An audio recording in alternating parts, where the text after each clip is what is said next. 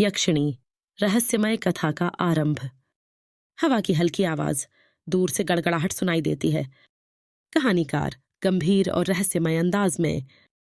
प्राचीन विंध्य वन में, जहां पेड़ों की सरसराहट पुरानी कहानियां सुनाती हैं, एक ऐसी कथा छुपी है जो जादू, रहस्य और काले रहस्यों से भरी हुई है। यह कहानी है यक्षिणी की, एक ऐसी प्राचीन आत्मा जिसकी सुंदरता भी उतनी ही खतरनाक है जितना उसका रहस्य। प्रिय श्रोता, ध्यान रखना, अंधेरे में चमकने वाली हर चीज कोई तोहफा नहीं होती, वह एक शाप भी हो सकती है। जंगल की आवाजें, पत्तों की सरसराहट। कहानीकार भयावह अंदाज में। यह रात कुछ अलग थी। वातावरण में एक अजीब सा तनाव था।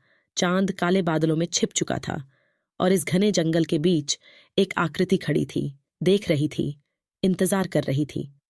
उसका नाम था कदम्बा, लेकिन इस जंगल में उसे केवल एक नाम से जाना जाता था, यक्षिणी। पत्तों के नीचे कदमों की आवाज, धीरे धीरे आते हुए।